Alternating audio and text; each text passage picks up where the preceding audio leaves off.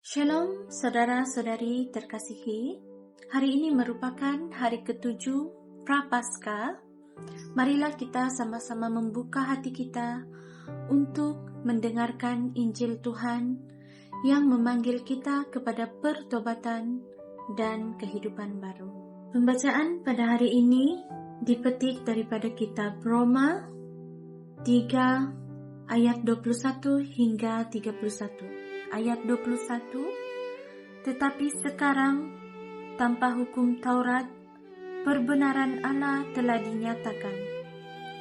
Hukum Taurat dan para nabi telah memberikan kesaksian tentang hal itu. Perbenaran Allah hanya melalui iman kepada Yesus Kristus bagi semua yang percaya.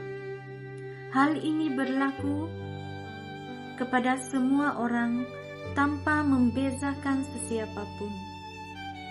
Karena semua manusia telah berdosa dan tidak dapat mencapai kemuliaan Allah. Namun demikian, dengan kasih kurnia Allah yang dikurniakannya dengan rela, manusia dapat diperbenar melalui penebusan yang terdapat dalam Kristus Yesus. Allah menjadikan Yesus korban perdamaian, supaya dengan kematiannya, dosa orang yang beriman kepadanya diampunkan. Allah berbuat demikian untuk memperlihatkan keadilannya, karena pada masa silam Allah bersabar terhadap dosa manusia dan tidak menghukum mereka. Tetapi sekarang, Dia bertindak terhadap dosa untuk menyatakan keadilannya. Allah menunjukkan bahwa Dia benar dan memperbenar semua mereka yang beriman kepada Yesus. Dengan demikian, apakah yang dapat dibanggakan? Tidak ada sama sekali. Adakah melalui ketaatan akan hukum Taurat? Tidak, tetapi melalui iman. Karena kami yakin bahwa manusia diperbenarkan atas iman kepada Yesus Kristus, bukan karena dia mengamalkan apa yang diwajibkan oleh hukum Taurat. Atau adakah Allah itu Tuhan orang Yahudi sahaja? Pasti tidak. Dia Tuhan bangsa-bangsa lain juga. Allah itu Esa. Dia memperbenar orang yang bersunat melalui iman mereka. Demikian juga Dia memperbenar orang yang tidak bersunat melalui iman mereka. Ayat 31, maka adakah kita memasukkan hukum Taurat dengan iman? Sama sekali tidak. Malah kita menegakkan Taurat. Demikian pembacaan firman Tuhan pada hari ini. Pada akhir hujah Paulus dari Roma 1 ayat 18 hingga 3 ayat 20. Situasinya terasa sangat tidak ada harapan. Semua orang, baik Yahudi maupun bukan Yahudi, bersalah dan tidak benar di hadapan Tuhan.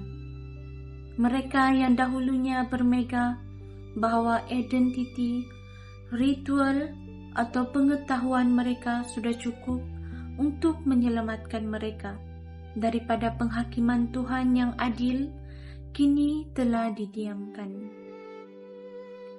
Walau bagaimanapun, dalam petikan hari ini, Paulus mengembalikan harapan dengan salah satu momen tetapi sekarang yang paling kuat dalam Alkitab.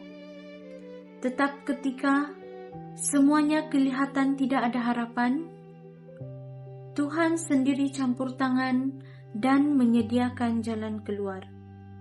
Melalui kematian Yesus di kayu salib, Tuhan telah membayar harga untuk dosa-dosa kita dan menyelamatkan kita daripada akibat murkanya.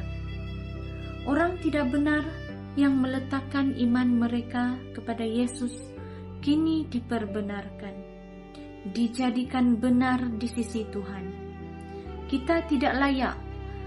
Ia adalah hadiah percuma yang kita terima melalui iman. Melalui Injil, Tuhan bukan sahaja menyediakan jalan bagi orang yang tidak benar untuk diselamatkan, tetapi juga menunjukkan sifat yang benar sepenuhnya, dan akhirnya Dia setia kepada janji-janji perjanjiannya seperti yang dinubuatkan dalam perjanjian lama. Dia adil karena tidak membiarkan dosa tidak dihukum, dan Dia berbelas kasihan karena Dia membawa dunia kembali kepada hubungan yang benar dengannya. Renungan, bagaimanakah membaca kitab Roma telah membantu Anda memahami dan memberi respon kepada Injil setakat ini?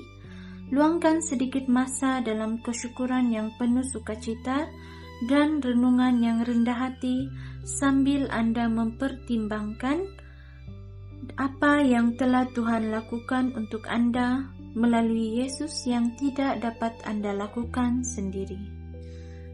Marilah kita berdoa.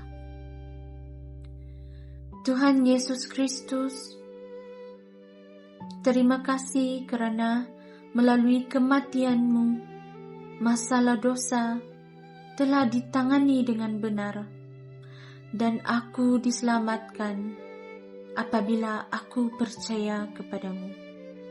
Amin.